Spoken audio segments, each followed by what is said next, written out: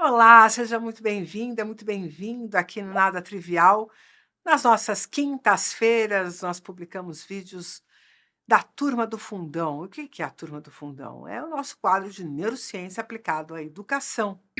E hoje o tema está bem imperdível, porque vai ser aquele tipo de paradoxo estranho que a neurociência coloca sobre a mesa quando nós entendemos como que o sistema nervoso, como que cérebros são utilizados para aprender, para desenvolver competências, para desenvolver conhecimento, habilidades. E hoje eu quero falar sobre o paradoxo do raciocínio automático. Por que é um paradoxo? Porque é a percepção que a gente tem quando nós usamos a função racional, o nosso raciocínio, o pensamento, nós temos a impressão, nós temos a experiência, na verdade, de que nós é que estamos guiando os passos desse pensamento. E se, na verdade, nós só estivéssemos acompanhando o ritmo deste pensamento? Será que é possível conceber uma ideia de um fluxo de pensamento automático e nós, através, né, dessa percepção consciente, essa percepção da identidade do sujeito, só estivéssemos, na verdade, assistindo ao raciocínio sendo automatizado, sendo executado para nos dar insights, para nos dar percepções sobre o que está acontecendo, ou para tomar decisões, ou para criar coisas novas. Como é que será que isso funciona, né? O barato é que todas as funções que levam em consideração a atividade de neurônios, elas podem serem automatizadas através do favorecimento de uma espécie de uma sequência, né? Isso vai acontecer, por exemplo, quando você está aprendendo um comportamento motor. E nós já falamos algumas vezes aqui sobre as funções do cerebelo. Então, se você quiser voltar nos vídeos anteriores, onde a gente trata do cerebelo, seja aqui mesmo na Turma do Fundão, como também no quadro Neurociência na Veia, que a gente publica às terças-feiras, e a gente fala sobre todas as áreas do cérebro por lá, né? Nós já tratamos desse papel do cerebelo em produzir esses mecanismos automáticos.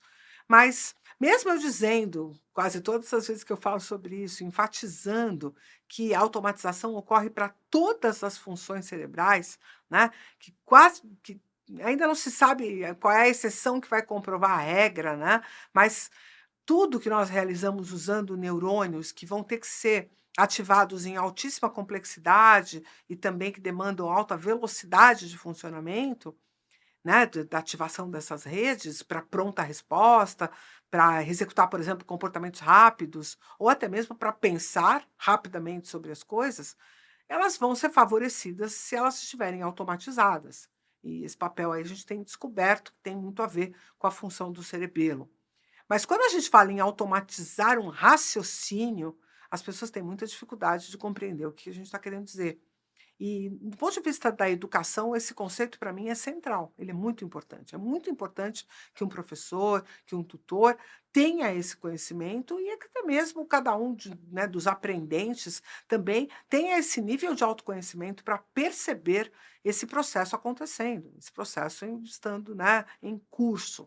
Então, quando a gente realiza, por exemplo, listas de exercícios, né, de matemática, não, vem aquela lista com várias equações para serem resolvidas e tal, e elas vão aumentando de complexidade.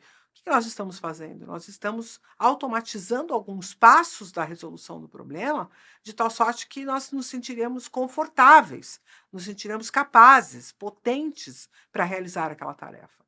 Muitas das vezes que alguém se extenua, que está atravessando ali o que a gente chama do, do vale, né? Vale, o canyon do desamparo, quando a gente está aprendendo alguma coisa, que é aquela sensação de que eu não estou dando conta, e a gente começa a se comparar com as outras pessoas que estão aprendendo ao mesmo tempo, e algumas pessoas estão se dando muito melhor do que a gente. E muitas vezes isso tem a ver com o fato dela já ter mecanismos automáticos que estão relacionados a alguma coisa semelhante àquela. Quer ver um exemplo que todo mundo já deve ter percebido?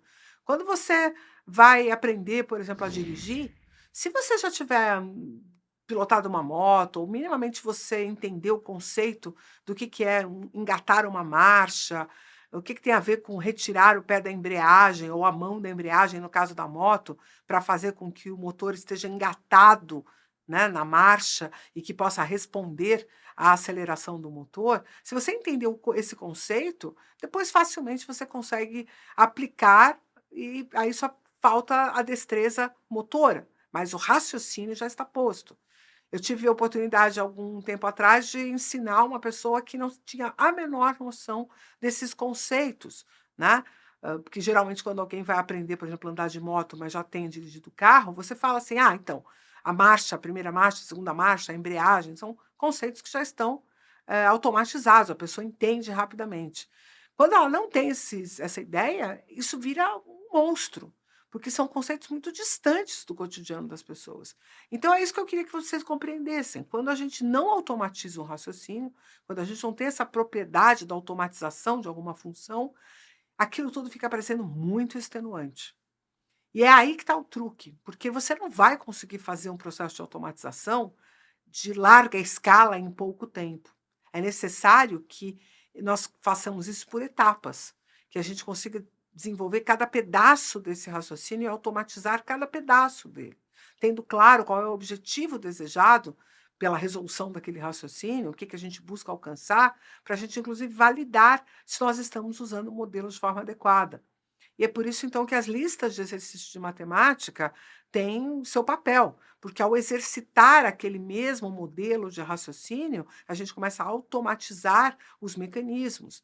E aí é mais fácil a gente poder lançar mão daquele recurso na hora em que nós estamos precisando resolver ali alguma coisa que tenha a ver com aquele raciocínio, né. Então, este processo de automatização do raciocínio tem tudo a ver com a percepção de competência, com a percepção de que eu dou conta. E através disso você encoraja o aprendente para o próximo passo. E é assim que, paulatinamente, etapas vão sendo cumpridas e raciocínios vão sendo automatizados, de tal sorte que a pessoa vai se percebendo confortável na realização daquela tarefa aprendida. É muito comum, em treinamentos organizacionais ou em treinamentos técnicos, você ter ali um passo a passo de como realizar as coisas e não ter a oportunidade de realizar um pedaço de cada vez, né. É dado para você: "Olha, tem que, sei lá, fazer essa receita, né, um curso de gastronomia, tem que produzir essa receita. Então eu não vou aqui ter uma etapa onde eu vou automatizar, por exemplo, descascar ou, né, o refogar e depois que eu vou entender como é que eu vou manipular essa ou aquela outra etapa. Não, eu tenho que fazer tudo um passo a passo de várias complexidades e muitas delas eu ainda não automatizei. Qual é a sensação que eu tenho? De que eu não vou dar conta. Então, você, através dessa conversa, você começa a entender por que é importante que um pai, uma mãe, né, um cuidador ou um tutor ou um professor entenda este processo de automatização do raciocínio. É porque sem isso, sem dar o tempo para que essas etapas sejam cumpridas, dificilmente o indivíduo vai realmente conseguir se tornar potente. E o que vai acabar acontecendo? Ele vai acabar decorando uma sequência de passo a passo, que vai durar apenas, quem sabe, até uma avaliação que ele vai ter que fazer, e depois ele simplesmente vai perder aquela competência, porque ela não está de fato automatizada. Ela só se tornou uma memória relativamente mais forte pela repetição, pela exposição extenuante, né, que se deu ali para a realização dessa avaliação, mas depois ela é abandonada, porque ela definitivamente não se automatizou. E o que determina se vai ou não ser automatizado? Simples. Se aquele comportamento entregar valor para o indivíduo, se ao realizar aquele comportamento ou aquele raciocínio automatizado, ele consegue cumprir com um objetivo que ficou claro para ele.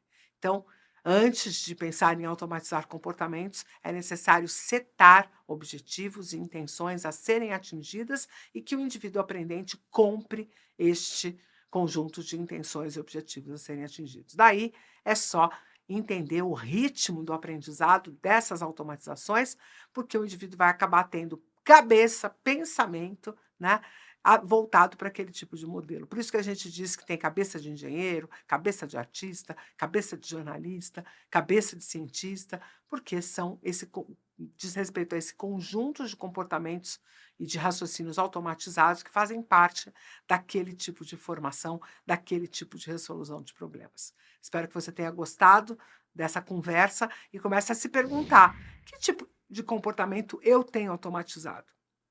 Quais funções eu realizo de forma automática, né? Eu, por exemplo, acho que está na minha capacidade de flow absoluto, no meu decor, ensinar, por exemplo, sobre neurociência, ou ensinar, né, que é uma coisa que eu gosto de fazer muito e que, portanto, eu me sinto extremamente confortável e competente em fazer, mesmo quando eu trato de assuntos tão complicados como foi esse desse vídeo de hoje. Espero que você tenha gostado.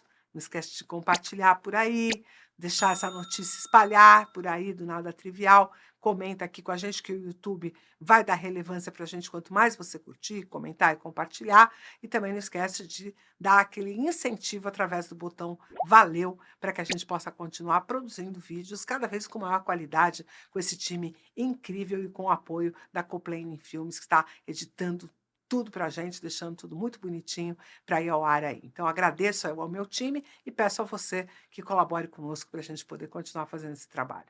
Um grande abraço e até o próximo.